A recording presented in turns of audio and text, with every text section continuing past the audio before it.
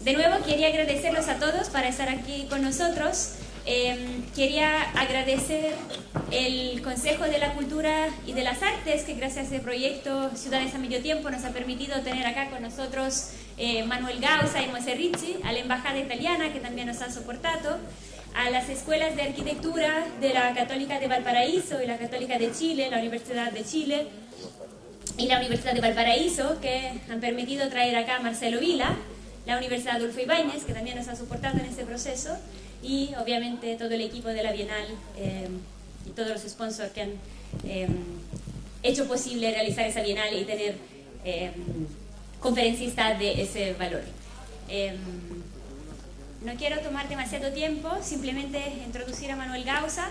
Manuel Gausa es, yo creo, una de las figuras más importantes a nivel internacional sobre estudios y proyectos sobre la costa, uno de los primeros que Fondo ha tomado en cuenta el valor de mirar a ese contexto y también a reflexionar, como un poco se estaba planteando en la mesa anterior, no solo en términos de edificios, pero más bien en términos de ciudad, de paisaje, de espacio público, de interacción. Y tienes varios libros sobre ese tema, quizá uno de los más conocidos, Hipercataluña, o Metápolis, y nada, Manuel es profesor de paisaje en la Universidad de Génova, también es profesor del Instituto de Arquitectura Avanzada de Cataluña y fundador primero de la editora Actar y después de la oficina Actar Arquitectura. Y acá los dejo. Muchas gracias, Manuel.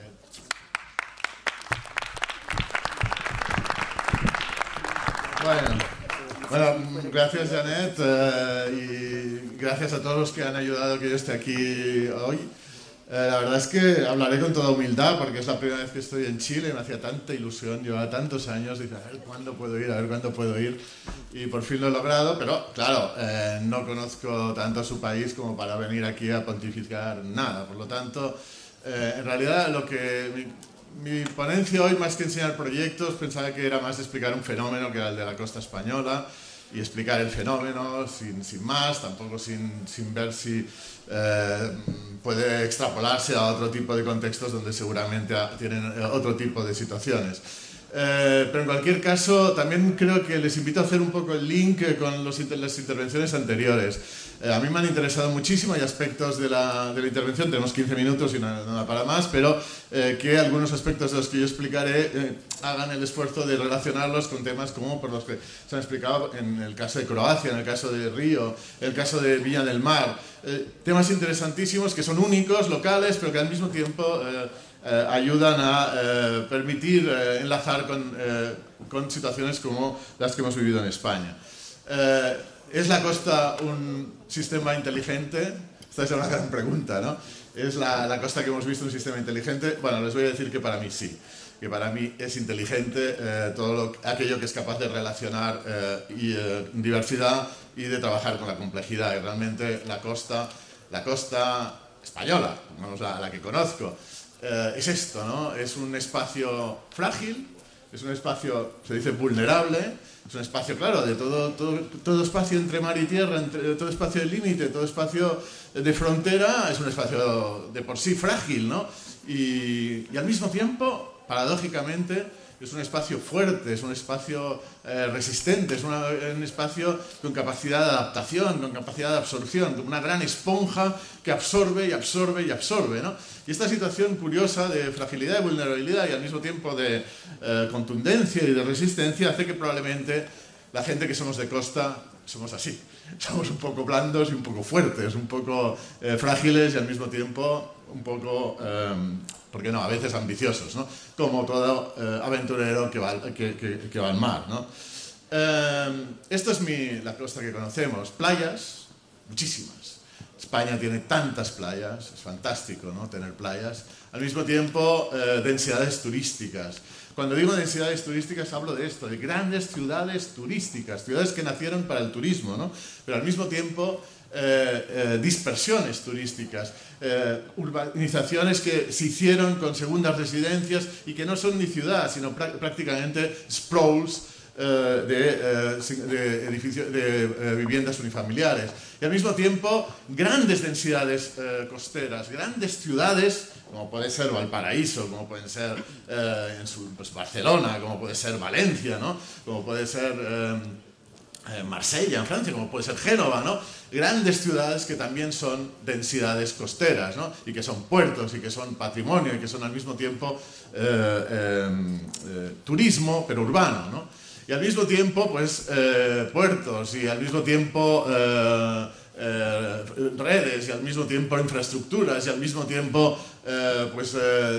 facilities, equipamientos, centros de congresos, museos, y todo esto es capaz de absorberlo la costa. Es evidente, y se ha dicho antes, que la costa no deja de ser la ciudad costera, un epítome en gran parte de la ciudad contemporánea, de esa ciudad compleja, de esa ciudad que poco a poco se ha ido expandiendo y se ha ido complejizando porque ha ido absorbiendo más y más capas de información y capas de relación, ¿no? Pero al mismo tiempo, la situación de la costa, por esa situación de territorio entre geografía y, digamos, gran vacío que es el mar, y de territorio entre comunicaciones terrestres y comunicaciones marítimas, hace que sea un espacio bastante singular. Curiosamente, cuando yo empecé en el mundo de la edición, en el mundo de la cultura y en el mundo, ¿por qué no?, de la academia, se hablaba de ciudades que siempre eran ciudades como Atlanta, yo qué sé,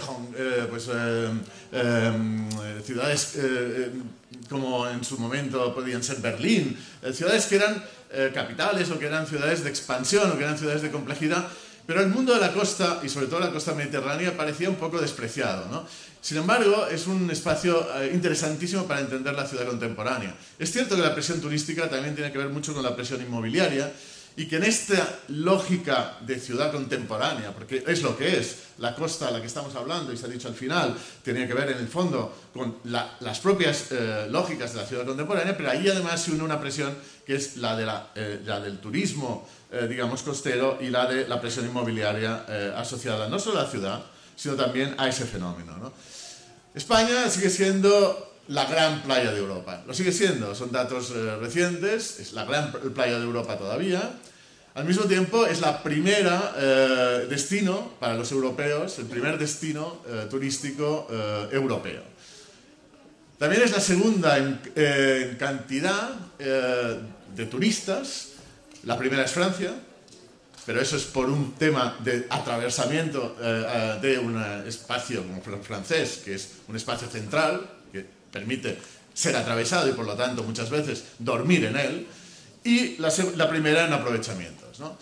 Es verdad que todas las transformaciones relacionadas no solo con el mundo digital, sino con el mundo del low cost, los bookings online, etcétera, está cambiando todos los procesos relacionados con el turismo. No tenemos tiempo de entrar en ello, pero está acelerando lo que podríamos llamar los arreglos, la gestión del turismo individual. Y eso implicará una gran diversidad en la demanda y un nuevo tipo de relaciones relacionadas con la hostelería, la acomodación, etcétera, ¿no? Podemos decir que hay nuevos programas que están emergiendo, que hay una gran diversidad y una gran diversificación en el turismo, y que de alguna manera eso permite un turismo mucho más diversificado, también una especie de turismo fuera de temporada, y por lo tanto una situación, ¿por qué no?, más rica y al mismo tiempo evidentemente más conflictiva.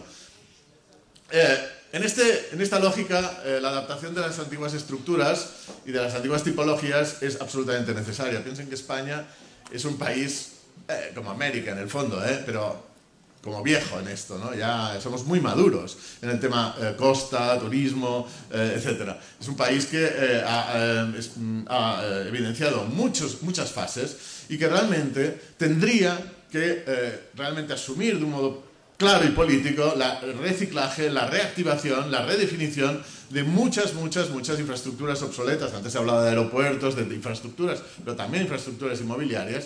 Y sin embargo no lo ha hecho porque hemos tenido la suerte de vivir un espejismo fantástico durante este tiempo, que es que hay guerra durante un momento en los Balcanes, el tema del Islam, el tema de África, y todos los destinos competitivos de alguna manera no han sido suficientemente todavía digamos, atractivos como para impedir la seguridad, el ratio económico, digamos, de beneficio, economía y, digamos, atractivo que tiene España, y por lo tanto seguimos funcionando bastante bien. Hay que decir también que ha habido una gran apuesta del país por lograr que haya un tipo, como he dicho, de diversidad relacionada con el turismo urbano, con otro tipo de turismos, ¿por qué no?, de negocios, con el turismo patrimonial, con el turismo rural, y todo esto ha ayudado también a una diversificación del tema.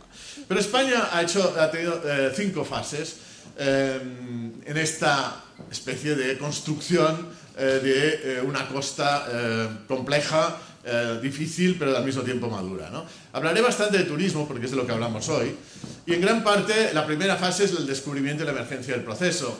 Pensad en los años 50, hay una situación donde acaba la Segunda Guerra Mundial, hay un plan Marshall para todos los países europeos, y en ese plan Marshall de ayuda americana hay también una capacidad digamos, de la clase media de acceder a un vehículo utilitario, de acceder a las vacaciones pagadas, y esta clase media decide aprovechar las vacaciones e ir a nuevos destinos. Pero España, resulta, no tiene plan Marshall, no tiene ayudas porque ha perdido la guerra mundial, de hecho sigue habiendo una dictadura de Franco, y por lo tanto se encuentra en una situación bastante curiosa y apetecible, donde es un país europeo, es un país, ¿por qué no?, de una cultura compartida, una cultura, llamémosle, pues al fin y al cabo judío-cristiana y occidental, pero al mismo tiempo pobre, ¿no? Y por lo tanto con un gran atractivo digamos a nivel del propio país, pero al mismo tiempo con una capacidad económica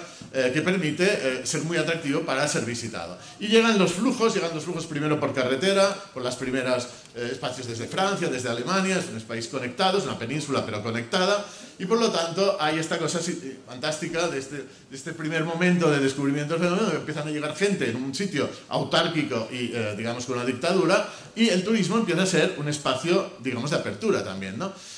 Hay un mundo todavía muy doméstico, muy salvaje, donde lo forastero y lo indígena se junta de un modo bastante imprevisible, bastante espontáneo, y donde aparecen las primeras operaciones. Son operaciones muy domésticas, espacios agrícolas, gente promotora que tiene terrenos agrícolas, antiguos agricultores, pequeños promotores locales, que empiezan a decir, a ver, ¿cómo respondemos a esto? Y responden pues con modelos más o menos no estudiados, pero que son el de la ciudad jardín, el de la conurbación, el del pequeño hotelito de playa. Y todo este mundo también poco a poco empieza a entrar en la cultura arquitectónica. La idea de una tipología nueva, la del hotel, la tipología de los apartamentos, empiezan a ser estudiados por una cultura arquitectónica que al mismo tiempo está muy despreciada por la propia cultura arquitectónica. Es una paradoja, pero la cultura arquitectónica debe entrar de un punto de vista comercial, son encargos y son empresas que de alguna manera, ya digo, bastante domésticas en su dominio, pero al mismo tiempo, pues estas operaciones de Coder, por ejemplo, muy interesantes, al mismo tiempo la escuela, la cultura y tal, no difunde muy claramente este mundo, llamemos también, ni lo monumental de la ciudad, ni la retórica del lenguaje, ni, ¿por qué no?, el mundo, digamos, más disciplinar, es capaz de entenderse del todo, ¿no? Entonces esta idea funcional, directa, bastante rápida, pero al mismo tiempo un poco despreciada para la gente de mi generación, no ahora, ¿eh? Seguramente ahora ya es mucho más clara la situación y hemos visto hoy presentaciones muy interesantes en este sentido, pues hace que mucha gente, digamos, de mi generación intentó redescubrir este tipo de fenómeno. Es verdad que, por ejemplo, los primeros proyectos no tienen mucha base en el país, ¿no? Y miran, pues, por ejemplo, los primeros hoteles americanos de Hawái, de Acapulco, etcétera, y se basan en ellos y se recrean también con lógicas locales, con toda una tradición, ¿por qué no?, de una modernidad más mediterránea, ¿no? Proyectos muy bonitos como de La Mela, etcétera, que ya están explicando en Mallorca un mundo que es este, ¿no? Que también se ha dicho en el caso de Río, y también, ¿por qué no?, yo diría en el de Viña del Mar, que es que ese mundo moderno, ese mundo del turismo, ese mundo de los hoteles, ese mundo tal, es casi la modernidad. Y para un país retrasado, poco desarrollado, franquista, con una dictadura, etcétera, el mundo, curiosamente, del turismo, el mundo de los hoteles, el mundo de la modernidad es el mundo del progreso que no hay, ¿no? Del progreso tal.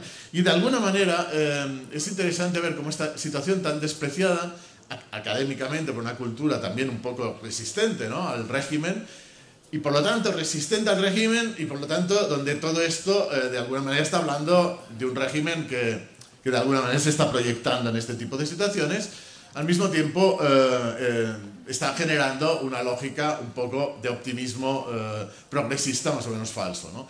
Pero se crean este tipo de desarrollos y el proceso se desarrolla cada vez más. Y este mundo doméstico de promotores más o menos locales empieza a ser promotores nacionales. Y poco a poco la respuesta es mucho más masiva. Y poco a poco la arquitectura difícilmente tiene las respuestas desde la disciplina, desde las tipologías, desde el conocimiento de una disciplina académica para entrar en este tipo de situaciones más masivas. Y se empiezan a explorar otro tipo de situaciones donde pues, el metabolismo, las grandes infraestructuras, las grandes estructuras turísticas empiezan a ser abordadas. Y también se ha visto esto en otras circunstancias, ¿no? Es bonito ver estos proyectos de Bonet Castellano, de Sainz de Oiza, muy elaborados, muy planificados, todavía con ese optimismo de una modernidad que pensaba que podía controlar los procesos desde la propia disciplina, desde el propio objeto, desde el propio dibujo arquitectónico, y como aquello que era Bonet Castellano, un proyecto pues igual de interesante que podíamos ver en aquellos proyectos que hemos visto en Viña del Mar, ¿no?, de torres, etcétera, de repente acaba explotando porque la presión, porque la dinámica del proceso es mucho más fuerte que la capacidad de la disciplina arquitectónica de controlar esos procesos. Evidentemente también aquí hablamos de política, hablamos de una falta de planificación política, hablamos de una situación donde el desarrollismo es más importante que la calidad urbana, pero también es verdad que el propio proceso tiene unos tiempos mucho más bestias que el tiempo, digamos, de la composición arquitectónica, ¿no? Y ven, esto es un momento en los años 70, 80, donde ya empiezan a denunciarse este tipo de situaciones, donde ya las revistas no enseñan bellos proyectos de hoteles o bellos proyectos de apartamentos, sino empiezan a enseñar más bien el fenómeno de una costa que se está de alguna manera masificando, destruyendo y de alguna manera damnificando. Independientemente de que dentro de esa misma costa hay objetos muy interesantes y que hay piezas fantásticas y, ¿por qué no?, incluso hay conjuntos bastante, incluso diría atmósferas bastante interesantes, pero es cierto que existe esta especie de entropía, de depredación del territorio absoluta. Benidorm es como la eclosión de esto, y al mismo tiempo a nosotros nos interesó mucho Benidorm, me lo explicaré por qué, ¿no? Hay una idea de Benidorm que debe ser como el Río de Janeiro español, ¿no? Y hay una idea también de que es como una especie de Las Vegas, donde programas, inmobiliaria, playas, capacidad de mixicidad se juntan. Y en este sentido, pues es un poco la eclosión. Pero llegan los años 74 y hay una crisis económica, como la que hemos vivido ahora, pero más relacionada con el petróleo, y hay una situación donde todo este optimismo moderno y de progreso explota y se crea una nueva situación donde ya no se puede competir desde los grandes, digamos, modelos modernos, de grandes modelos de planificación, desde la idea del gran proyecto, master plan, digamos, completo y absoluto, sino desde una especie de vuelta atrás. Pensad también dónde estamos, en plena posmodernidad, una especie de histofolclorismo, de vuelta a un mundo, digamos, de revisión, como decir, de caricatura de lo identitario, de lo folclórico, como atracción para un mundo que está empezando a tener otro tipo de destinos muy competitivos con los vuelos charter y con otro tipo de modelos que son los de resorts, ¿no? Cancún, en fin, Yucatán, pero tantos sitios, Canarias, tantos lugares donde el modelo funciona más como la idea del paquete completo y una capacidad de conexión internacional mucho más rápida que bueno, más rápida, igual de eficaz que no necesariamente la proximidad de España con el resto de Europa. Bien, verán, voy rápido, que la apuesta que se hace y que se hará y que haremos es una apuesta que se ha hecho hoy.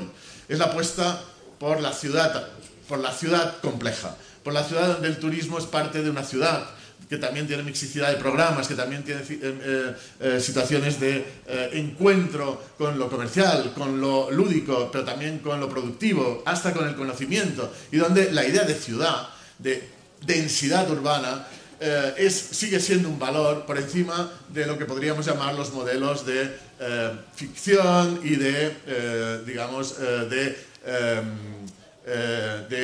hotel, resort distribuido en el territorio, ¿no? Pero en cualquier caso hay una diversidad del fenómeno, hay una diversidad de ofertas. Poco a poco, en los años 90, la ficción se hace más fuerte, también la capacidad de un mundo donde las nuevas comunicaciones, la computación, lo digital, la capacidad de información a distancia permite una multiplicidad de las ficciones más allá del antiguo sol y playa del inicio del siglo XX o de mediados del siglo XX, ¿no?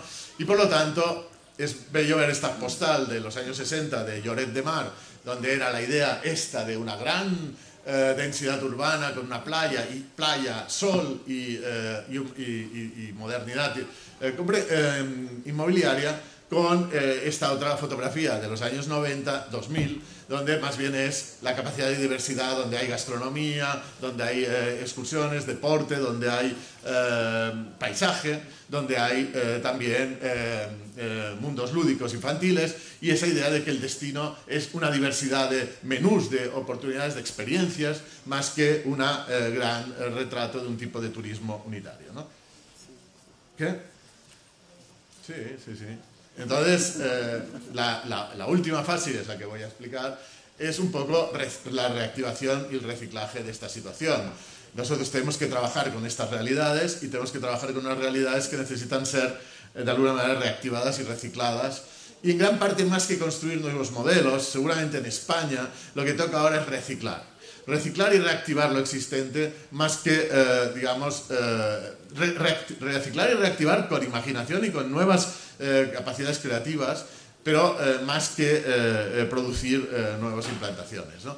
En esta idea, hubo este libro en su día que hicimos con Vini Mas, con MRDV, que era el retrato en el 2005 en el 98 de esta situación, y un poco la provocación, de decir, quizá vale la pena densificar lo que ya es denso y empezar a liberar lo que es otro tipo de valor, que es el paisajístico, ¿no? Y por lo tanto, trabajar con la idea de un poco lo que se ha explicado en Yugoslavia, ¿no?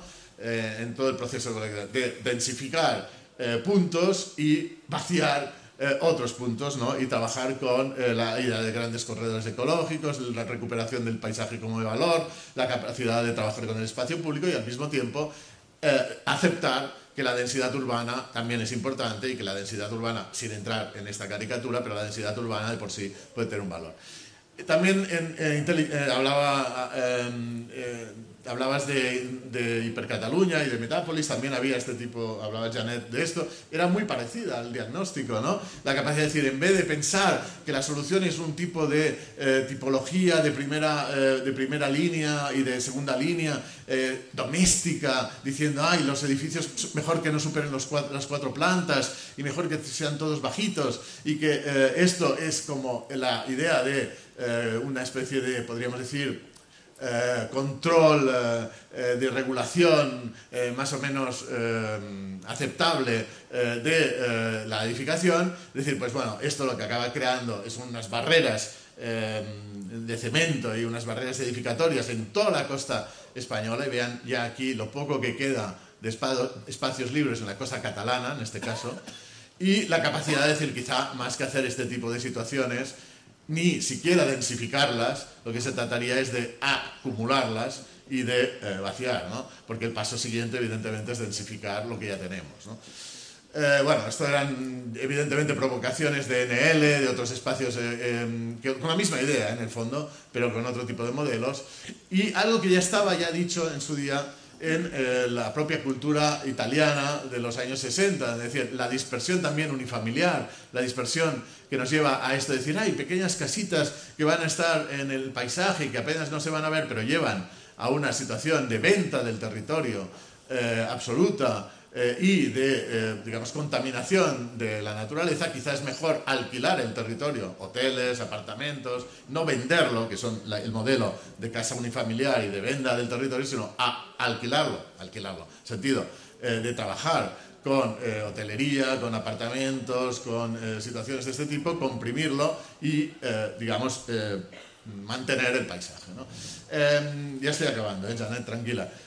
Procesos también relacionados con los puertos, no entraré aquí, pero se ha hablado, las infraestructuras, también se hablaba de esto, la capacidad en Barcelona y tal, de trabajar con una visión metropolitana, holística, no con pequeñas ciudades que de alguna manera alimentan entre sí, sino con una capacidad de trabajar este territorio, una multiciudad, como una ciudad de ciudades, con una visión metropolitana y por lo tanto las infraestructuras de alguna manera tienen que trabajar solidariamente entre sí, más bien en una especie de conjugación de clústeres internacionales. Por ejemplo, en el caso de Barcelona, la idea del puerto, pues de trabajar con Tarragona y con un gran puerto seco en Lérida, y la capacidad de hacer que Barcelona se vuelva un espacio turístico y, por qué no, lúdico, y manteniendo pequeñas infraestructuras industriales, pero pocas. Tarragona, un gran puerto industrial, etcétera. Aquí volver con los cruceros y aquí tener la gran parte de containers, etcétera, en el interior, ¿no?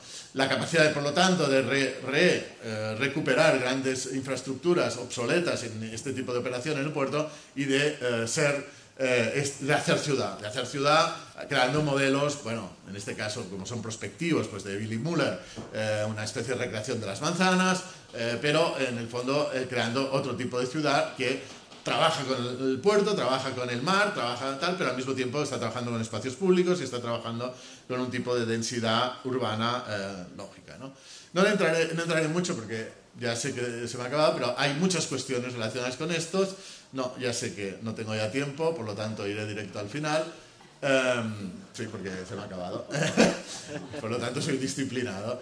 Pero todas estas cuestiones que tienen que ver, para abreviar, con la idea de pensar que estos destinos no son ya una ciudad, sino una multiciudad, y por lo tanto deben ser aceptadas a una escala metropolitana. B, donde todavía debería haber una confianza en lo público y por lo tanto en lo que es la redefinición con el paisaje, no el paisaje bucólico, un paisaje activo, un paisaje con programas lúdicos, un paisaje con programas productivos, la idea de los corredores hacia el mar, la idea del espacio público y por lo tanto la idea del espacio relacional nuevo, un espacio que no puede basarse en el bulevar del siglo XIX, pero en un nuevo tipo de frentes de mar multiactivos, la capacidad de confiar todavía en la ciudad, digámosle, playera, en la capacidad de que la ciudad tiene playas, pero también tiene puertos, tiene patrimonio, de que la ciudad es capaz de tener todo esto y por lo tanto la idea de la mixicidad urbana como gran valor español.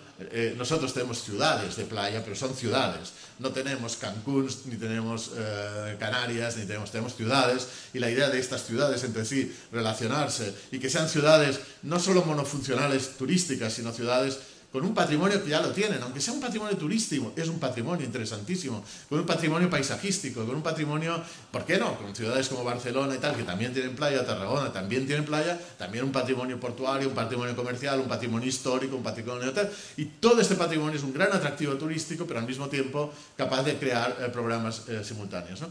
Y por lo tanto la capacidad de integrar infraestructuras, de integrar paisaje, de integrar ciudad en este tipo de situaciones. Todo esto es lo que llevó a la investigación MENNET, que es una investigación que en el fondo en España, evidentemente no es solo Cataluña, sino todas las ciudades costeras, Málaga, las universidades y tal, tienen que ver con ello, pero también se veía que en toda Europa había este tipo de situación.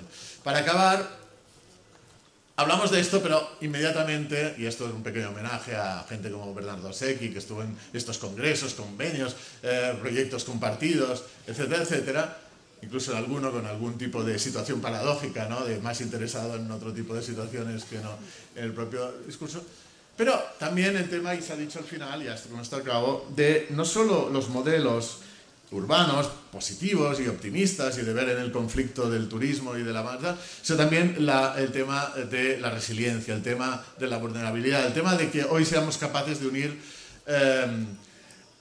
digamos, un nuevo tipo de aproximación sistémica al proceso con un nuevo tipo de abordaje donde resiliencia e inteligencia urbana, resilience, ¿no?, la idea de resiliencia, ¿no?, de resiliencia respecto a los temas ambientales, agua, energía, land use, capacidad de trabajar con lo social y no con guetificaciones tanto de ricos como de pobres, ¿no? Toda esta situación unida a una idea de inteligencia nueva, con la capacidad de trabajar con datos, con capacidad de tener procesos open source, de trabajar con simulaciones, este nuevo mundo donde la sensibilidad ambiental y la capacidad de procesar información se une, ha sido una de las últimas intereses de este nuevo tipo de encuentros MedNet. No ha ido rápido, pero los primeros eran más, sobre todo lo que he explicado antes. Los últimos tienen que ver con esto, ¿no? Con la capacidad de esos territorios de tener situaciones muy complicadas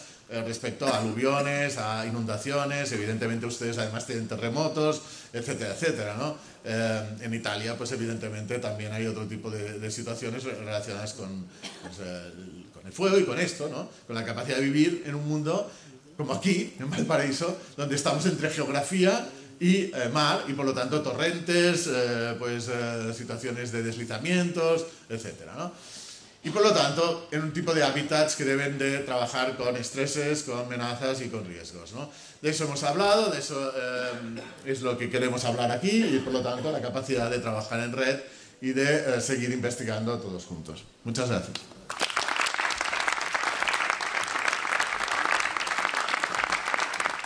Es de verdad una pena interrumpirlos y acotar el tiempo.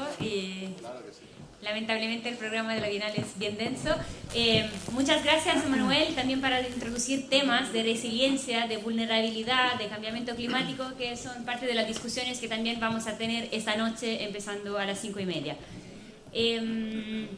Y bueno, para escuchar más de Manuel y José, también van a estar mañana en Viña, así que después esperamos van a tener otra oportunidad. Quería introducir a Mosè Ricci. ¿Vas a conectar tu computador? ¿Tienes el chino ahí? Ya. Mosè Ricci, junto a Manuel Gausa, es uno de los fundadores de esa red de MedNet que Manuel ha mostrado al final. Y también es profesor de arquitectura y de paisaje de la Universidad de Trento, en Italia. Antes ha sido profesor en la Universidad de Génova y ha liderado varios programas financiados por el gobierno italiano y para la comunidad europea que de hecho tratan, ¿no?, de esos temas urbanos, de infraestructura, de vulnerabilidad y de la oportunidad que el diseño puede crear en esos contextos. Muchas gracias, Manuel. Gracias, Janet, por la invitación. I will speak in English because my Spanish is worst. And thanks to everybody, to the curators of the Sile Biennale, we are very happy to be here. So, coastal risking landscape. The risk is a function of vulnerability, that is the issue today, and danger. Vulnerability depends usually on the characteristics of each specific place, and danger depends on the context in which the place is. And the danger could be of three types: environmental, static and structural, and anthropic. Generally, in the coastal landscapes, the risk is anthropic, as everybody has said before. I will present today three case studies, two researches, one for university, one for the government, and for the Ministry of Preservation of Landscape, and the third is a project. So the first is in three different places of Italy. The first is here on the very north coast of Italy. Here is a segment of this linear city between Barcelona and Genoa and Florence. The place is actually 8 municipalities between Genoa and Savona that are bigger than them, and they asked the university to provide a strategic plan for the development of the territory, enhancing the value of the coastal landscape. And so this is the characteristic of this peak ponente intelligent cities, how the coastal city can be intelligent. And our proposal, was methodologically to imagine 4 different but not necessarily oppositive scenarios for the development of this unique city made of 8 municipalities. The first 4 different destinies. The first is green, the second is metropolitan, the third is residential, brick city, and the fourth is leisure live in the coastal situation. Then the first operation was how, you know, the survey of this kind of landscape, the characteristic of landscape, and you know, crossing the landscape, the distances between the places and the distances between each municipality and Genoa, because tourism is an issue very important of risk in this area, but also the new residentiality is important. People who want to live on the seaside and work maybe in Genoa. And so, and also the seaside is a place of tourism and of marinas and nightclubs and so on.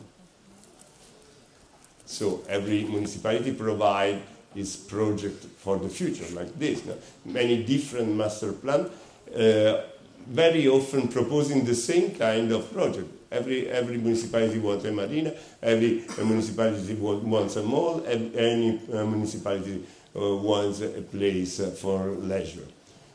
So we try to imagine those scenarios, and the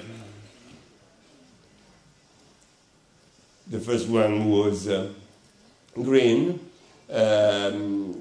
infrastructure, of course, urban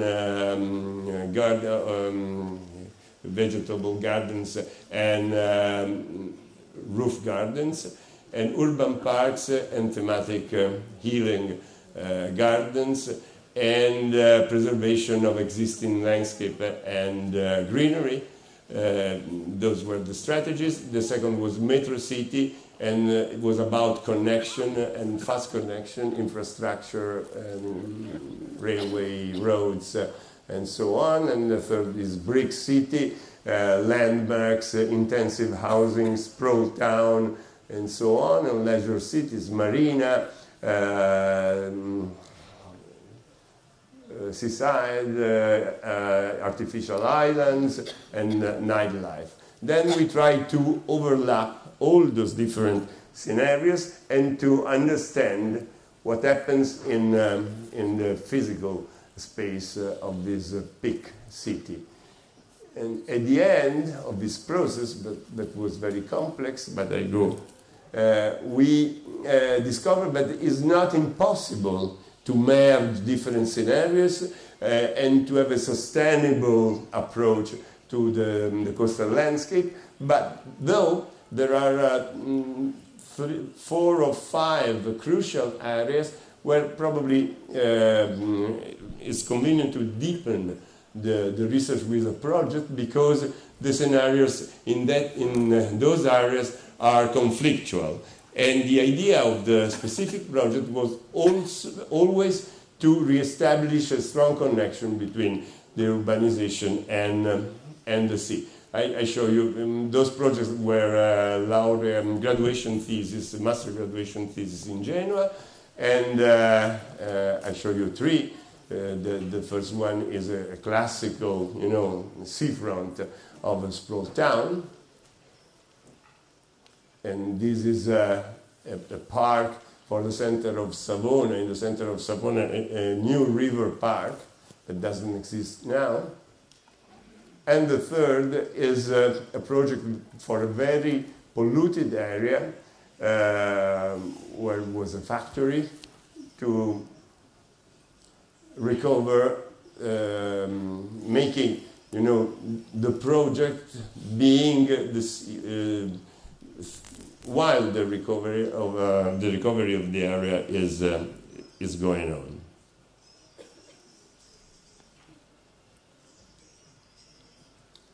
Okay, the second was for the Ministry of Cultural Goods, and was a project in the eastern point of Italy, the eastern coast of Italy, in Puglia, in Gargano, in a place very far from more populated cities. And the problem is that this beautiful place, this beautiful ancient historical center is in danger because of urbanization, of the new urbanization. And we identify 3 or 4 factors of risk: the decay of the historic center, the touristic pressure on the marina, and the fires.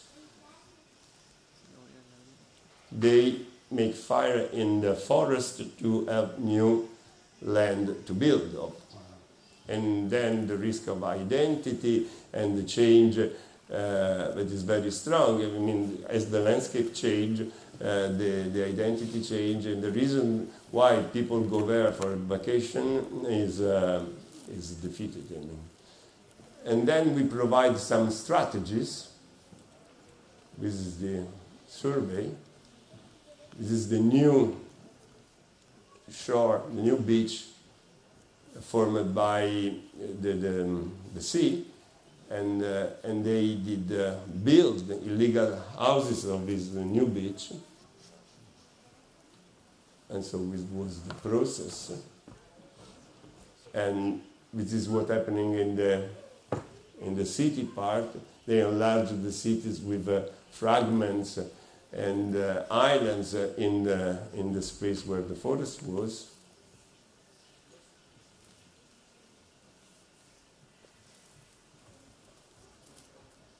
And then the forest. How did they cut the forest?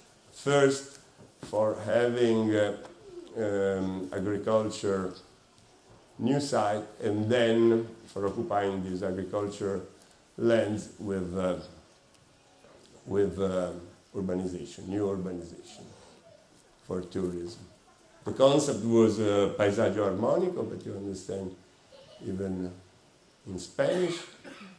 And the idea was not to demolish the illegal houses or residential buildings that they built, but just to give them some price in terms of volumes to make a sustainable project. And we suggested some strategies like cutting and building more, or rotating and building more, or aggregating and building more. And specifically in this landscape, what happens is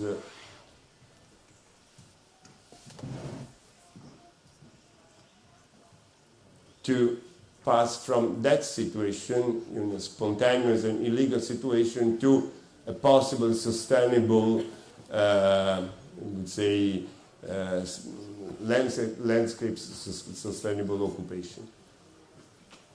For the historical center, we suggested a policy of not building new hotels, but using the existing houses, open these houses to the tourists, and using that to guest the tourists, and to make compounds in the sprawl town, illegally sprawled town in the forest, like highlands, to rebuild a sort of unity of landscape. And this is one of the samples. This is the situation now, and this is without the street, without the road, and with the shore. The last one, I think I am in time, is an international competition that we won some years ago for the seafront of Schiavonea, that is a city in the very south of Italy, in the Calabria, towards the Arab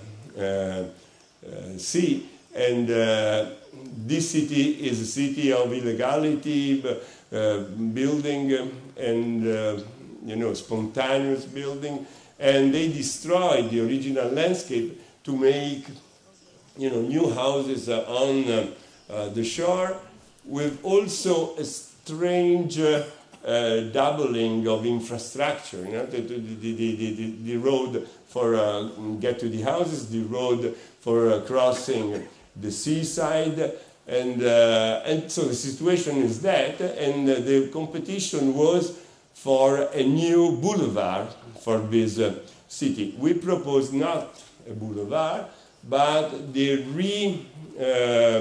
constitution of the dunes along the shore, the sand, with a boulevard and a bike route towards the built environment, reducing the infrastructure that they have in this way.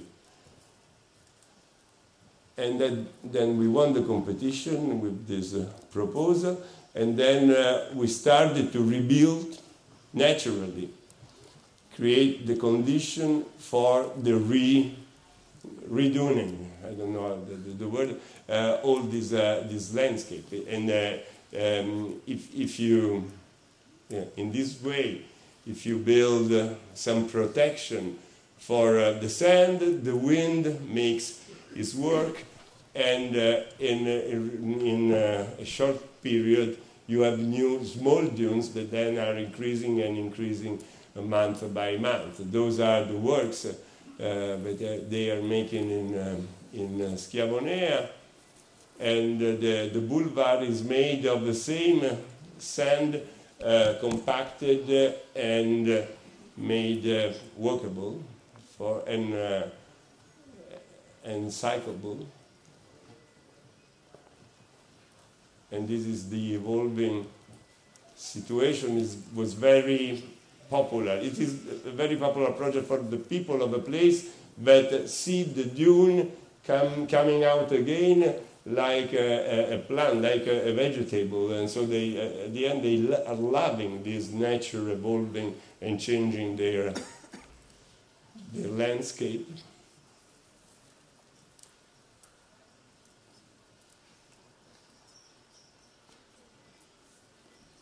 And this is the situation now. They start to use the project even if it's not completely done yet. And this is a man that in the night was thinking to have the same infrastructure that was there before. He was wrong, and so he went this way. Thank you very much.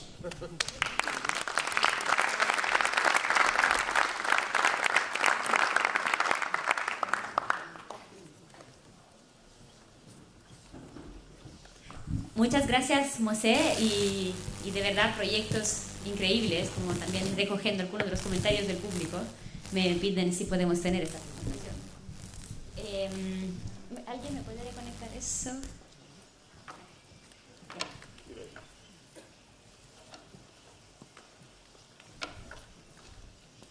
Sí. Y no, en el fondo es interesante ver cómo eso... la idea un poco de esas tres charlas era dar algunas, si no respuestas, pero propuestas para contestar algunas de las temáticas que se levantaron en la mañana. ¿Qué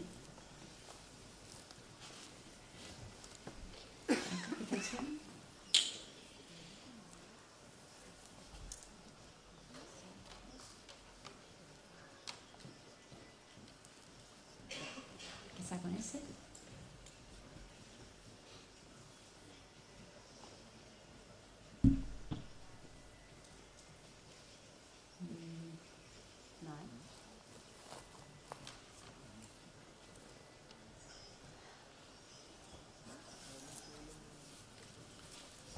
Ese cambio de computador no estaba previsto.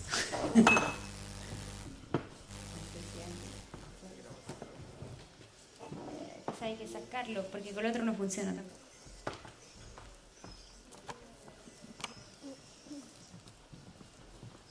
Así, ya, perfecto. Volvimos a nuestra cosa. Ya, perfecto. Bueno, ahora para cerrar esas sesiones de paneles como más proyectuales en fondo, y antes de ver la que han sido la propuesta del concurso para el Gran Valparaíso, quería introducir a Marcelo Vila, que también es un arquitecto de fama internacional, y especialmente para esa investigación sobre lo que es la ciudad, el espacio costero, y con ese como diálogo constante entre el urbanismo y la ciudad.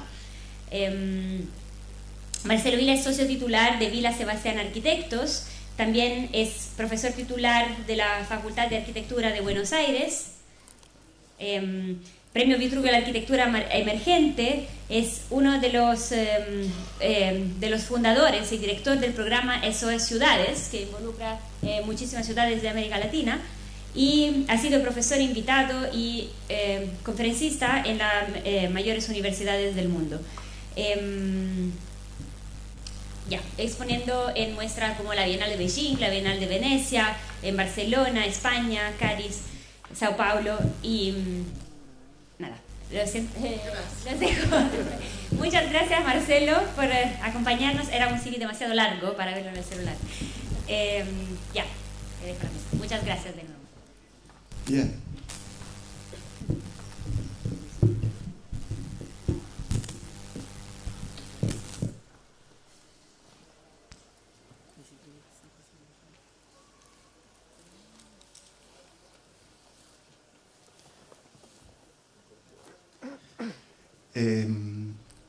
Buenos días, buen mediodía a todos. Agradecer en primer lugar a la Bienal, la invitación, Janet, Claudio, que no sé si está por acá.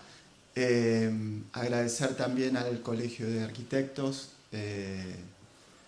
Alberto que está por ahí, a las escuelas de arquitectura que participan activamente de esta reflexión profunda que tiene la ciudad, Marco y algunos otros decanos. La charla básicamente tiene tres partes. Se inicia con tres primeras preguntas que me parece que tienen que ver con tres preguntas que tenemos que hacernos hoy los arquitectos, los intelectuales que trabajamos sobre el territorio. Tres obras concretas, tres proyectos concretos que hemos desarrollado básicamente desde mi oficina de arquitectura, junto con mi socio. Uno en China, un master plan para una ciudad en China hace 15 años, que hoy ya está construida. Otra en el área central de la ciudad de Buenos Aires, en un sistema de 20 hectáreas de espacio público en el área central de la ciudad de Buenos Aires. Y el tercero es un master plan para el crecimiento de la ciudad de La Habana, sobre la bahía de La Habana. Y por último, dos preguntas que me parecen interesantes para cerrar la exposición, que tienen que ver fundamentalmente con esta ciudad. Esta primera imagen, que es una imagen del planiferio, es una imagen que para mí está vencida en alguna medida, aunque parezca que sea tan actual. Esta noción de entender que en la mirada del mundo hoy y en este sistema de conectividades, Europa y África sigan ocupando el centro del planiferio, definitivamente es una mirada equivocada de los próximos 100 años del mundo. Todos sabemos que China hace 30 años abre su economía y su cultura al mundo. A mí me gustan mucho unos planiferios chinos que son el mismo planiferio girado un poquito en la Tierra y China aparece en el medio. Sudamérica aparece de un costado, Europa y África del otro. Y si uno entiende que China se ha convertido en la primer potencia mundial, que ha irrumpido definitivamente en la cultura mundial y que hoy imaginar el mundo en los próximos 100 años tiene que tener en cuenta esta condición, definitivamente hace que el futuro nuestro como región, en términos de sudamericanos, precisamente esté ligado a este destino mundial. China se abre al mundo, crece en términos económicos y culturales, se integra definitivamente al mundo y tiene un segundo fenómeno tremendamente interesante y clave para entender por lo menos el destino de los próximos años mundiales, que es que hay una gran masa de población que accede a los bienes de consumo, con lo cual no solo China irrumpe en el mundo y consume, no sé, el 90% de las exportaciones de soja de la Argentina, sino que una gran cantidad de población accede al consumo mundial. Digo, es clave, me parece, para entender el mundo, el nuevo orden mundial, pensar en esto. En ese marco, aunque se vea poquito, este es un mapa de Sudamérica. Sudamérica que está organizado básicamente en una ocupación de los bordes costeros. Los principales bordes costeros de Sudamérica son puertos, ciudades. Brasil, Santos, Buenos Aires sobre el Atlántico y los puertos Valparaíso sobre el Pacífico y los otros, definen una organización territorial que también está en crisis. Esta imagen también está vencida. El borde del Atlántico, que es el más ocupado y el más desarrollado, hoy cambió. Sudamérica tiene que darse vuelta, porque, como les decía, el 90% de la soja argentina se va para Asia y está incómoda saliendo por el Atlántico. Hace 2 semanas se firmó el primer acuerdo de corredor bioceánico ferroviario que va a unir el puerto de Santos en Brasil saliendo por Perú.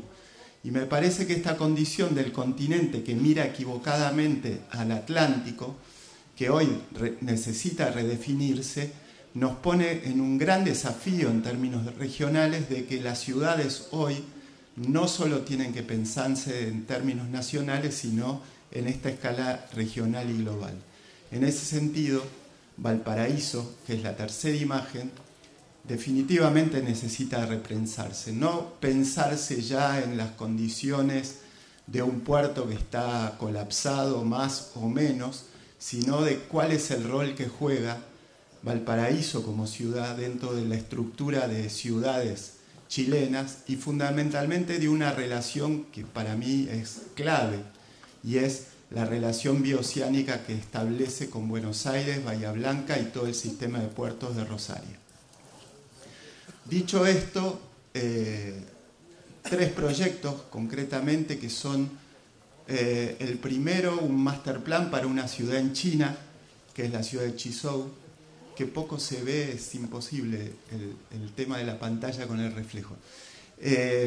Sobre la derecha, en el cuadrado grande, recuadra eso la ciudad de Shanghái. Hacia la izquierda, el cuadrado más chiquito, es la ubicación de la ciudad de Chizhou, a 400 kilómetros de Shanghái sobre el río Yangtze. Una ciudad que tenía un puerto, que hace 15 años tenía 500 millones de habitantes y sobre la cual el gobierno local nos plantea la necesidad de que la ciudad crezca 4 veces en su tamaño. Una de las condiciones de la mayoría de las ciudades en China, que es el tema de la contaminación, y uno de los 2 grandes atributos que tenía esta ciudad. Uno de los cielos más claros de China, o sea, una de las ciudades con más baja contaminación de China, y la segunda, una gran cantidad de templos budistas, o sea, un rasgo cultural muy potente que albergaba y tenía la ciudad. La ciudad de Chizhou, que es ese plano, tiene básicamente un área central que es un pequeño anillo que era la ciudad histórica y un crecimiento en forma de anillos. Ahí arriba circula un río que no se entiende bien, es el Yangtze, y a un costado un lago, producto del drenaje de las aguas del relieve. Este es básicamente el esquema que resume la situación posible del crecimiento para esa ciudad. Una primer ciudadela que dice CH, que es Chizhou, básicamente a la orilla del lago, y un cambio de paradigma que es que la ciudad básicamente crezca no en forma concéntrica, sino en forma de un sistema de ciudades en torno al lago, que pasaba a ser el centro de la ciudad, y con una serie de operaciones que básicamente se podrían resumir en estas 4 ciudadelas que están montadas en la parte alta del relieve, que están separadas por unos valles naturales que tiene la geografía en ese punto. Esos valles tienen unos diques actualmente que controlan la inundación de este lago que está en el medio, que recurrentemente cada 5 años inunda las partes bajas de las ciudadelas, que son estos lugares que tienen como unos puntitos, unos parques productivos.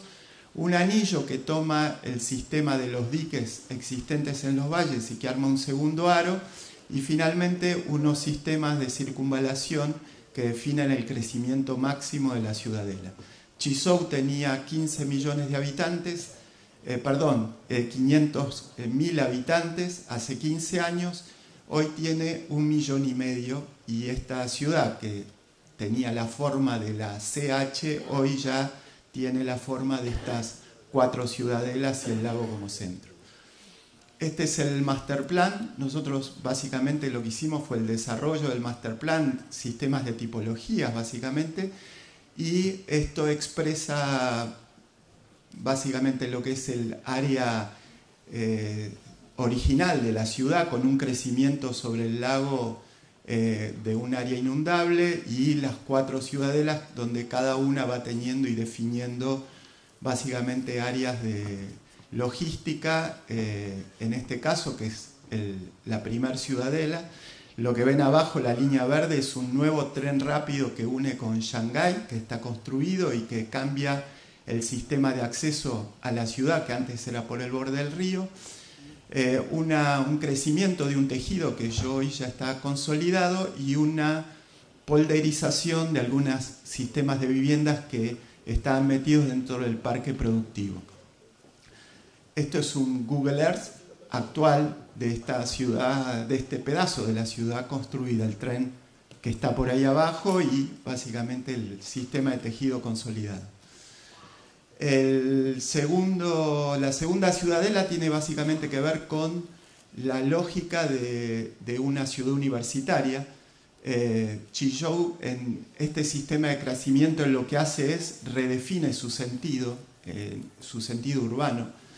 Y acá alberga de vuelta un sistema de universidades que pasan a alojarse en esta ciudad. Dentro del parque productivo, de vuelta, a partir de una operación de polderización, la contención de un sistema de barrios de pescadores que había existentes en el área. Y una imagen de Google Earth de este lugar actual. Por último, la última ciudadela, que es un área de crecimiento industrial no contaminante que la ciudad no tenía. La ciudad apuesta fuertemente a una industria no contaminante y define lo que es un gran área de crecimiento de tecnología para ese lugar de la ciudad.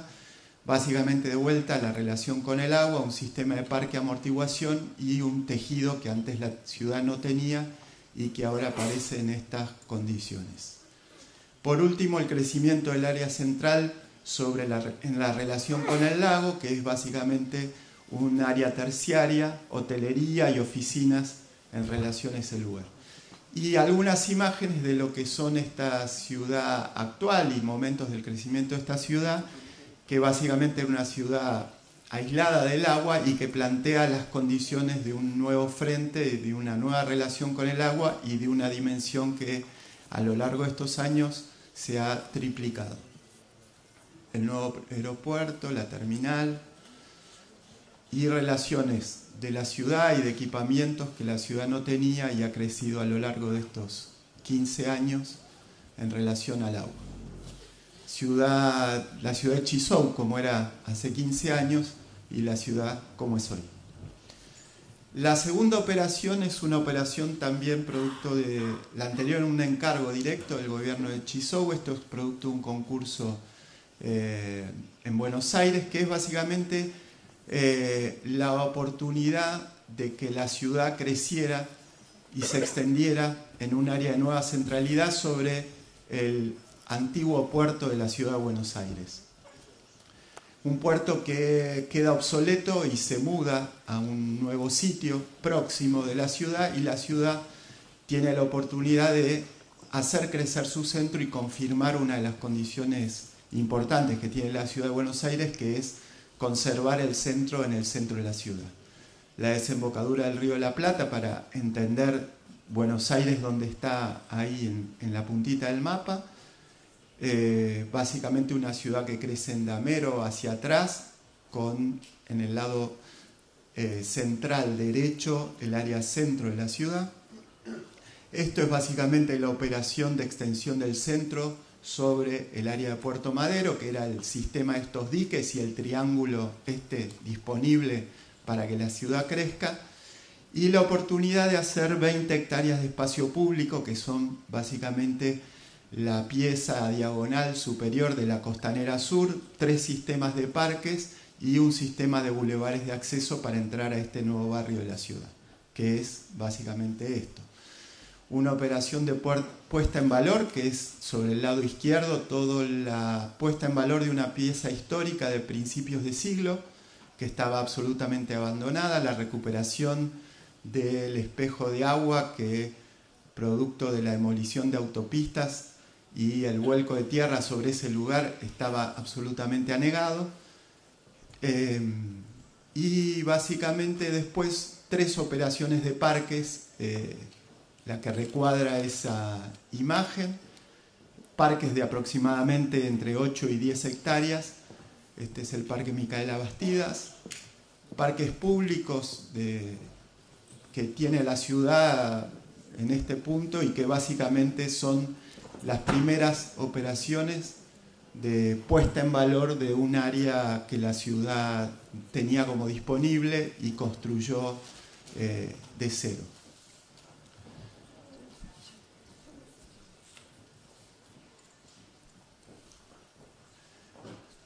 El segundo parque, que es el Parque Central de la ciudad, ubicado sobre el eje de la ciudad de Buenos Aires, también parques de aproximadamente entre 8 y 10 hectáreas,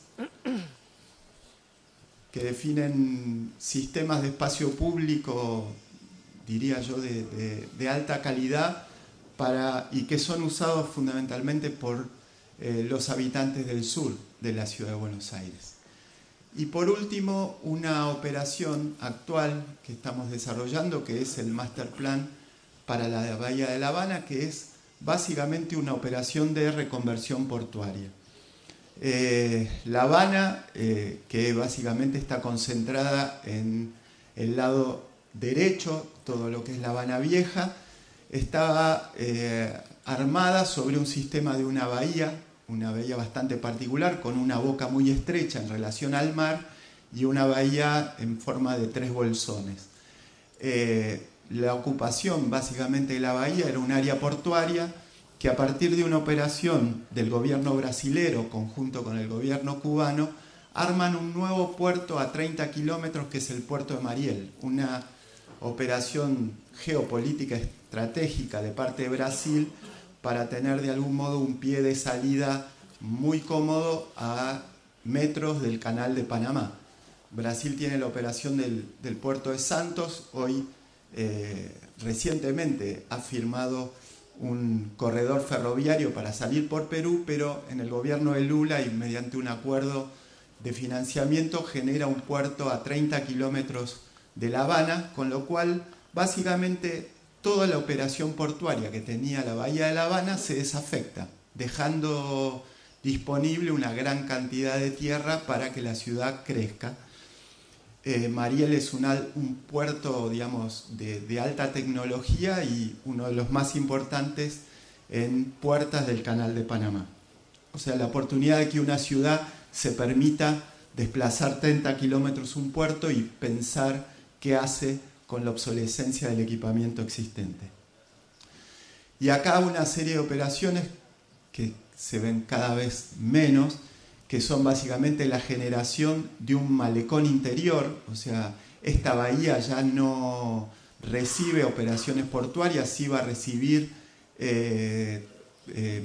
transporte turístico, con lo cual la oportunidad es de ir saltando sistemas de agua y generar un malecón que tenga otra medida, una medida menor, y ocupando sistemas de agua y sistemas de tierra. Otras variables que en su momento también hemos evaluado, que siempre tienen que ver con acortar los casi 30 kilómetros que tienen la vuelta del malecón interior a un sistema que mida casi la mitad.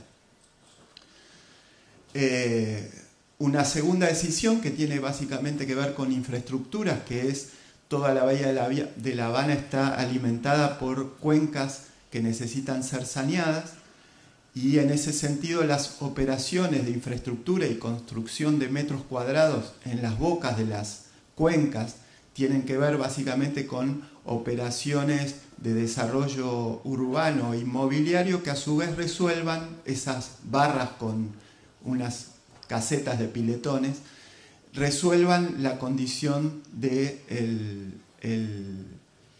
la mejora de la calidad del agua que viene, del agua de lluvia que drena las cuencas en su relación con la bahía. El tercer eje tiene que ver con la cualificación de determinados enclaves existentes en la bahía, casi diría yo la cualificación de determinados barrios preexistentes que hoy, a partir de la mudanza del puerto, con algunas operaciones se pueden cualificar. Y en otro registro, el tema de la conectividad y la movilidad, que de alguna manera debe incorporar distintas velocidades y distintos atributos en función de la nueva lógica de esta nueva ciudad que es La Habana ampliada sobre esta condición de paisaje natural que va a tener la bahía de La Habana. Dos reflexiones finales, no sé cómo estoy con el tiempo. Vamos cerrando. Bien, estoy muy bien entonces. Dos reflexiones finales que tienen que ver con esta ciudad y que quizás sean, de algún modo me parecen las más importantes para dejar. Se lee muy poco el blanco, pero me parece que el puerto que es un lugar que está en alta discusión en este momento, es una gran oportunidad para pensar el futuro de esta ciudad. Pero le cambiaría la escala de la reflexión. En esto que decía, ¿no? Yo definitivamente creo que el sistema de corredores bioceánicos lo que permite es pensar en asociaciones complementarias. Yo descreo del ALCA porque unir iguales en el mundo no tiene sentido en este mundo que viene. Ahora, unir distintos que son el sistema minero que recorre todo el eje chileno y el sistema agrícola fundamentalmente que recorre todo el eje Argentina. Ese sistema de doble puerto que podría armarse a partir de un corredor entre Valparaíso y Buenos Aires. Valparaíso hoy dispone en su puerto de 10 millones de toneladas de carga. Y el gran desafío me parece que no es el desafío del crecimiento del puerto en 5 millones o en lo que sea, o San Antonio que duplica la capacidad, sino entender por dónde salen los 50 millones de toneladas que hoy en Argentina salen, desde el puerto de Buenos Aires, desde el puerto de Rosario y Santa Fe y del puerto de Bahía Blanca. Digo, uno imagina que uno podría pensar en un puerto que se amplía 5 veces. Y uno podría imaginar que ese puerto estratégicamente debería estar al pie de Valparaíso. Yo creo que cambiar la dimensión de la escala, que Brasil lo ha hecho. Brasil, está hace una semana saliendo por Perú. Esto me parece que es el gran desafío que de algún modo tiene esta ciudad. Pensarse en otra escala, pensar que un puerto que hoy mide 10 y podría medir 60, quizá necesite una relocalización más apropiada y ser protagonista en la decisión de un puerto de escala global como fue Valparaíso en su momento. Y la segunda tiene que ver con esto, con la catástrofe como oportunidad. Esta ciudad que necesita crecer, que necesita resolver el problema de la densidad, tiene una oportunidad tremenda en el alto de la ciudad. Cuando imaginamos en alguna medida que el puerto podría mudarse, definitivamente dejar el puerto turístico en el lugar que actualmente tiene y resolver un problema de carga fundamentalmente en otro lugar, que tenga accesibilidad ferroviaria. Uno no puede imaginar que a Valparaíso entren 60 millones de toneladas de carga con un ferrocarril. Y esta situación podría estar en Laguna Verde o en algún otro lugar más apropiado. La ciudad definitivamente plantea un sistema de nuevas puertas de acceso por atrás, no por adelante.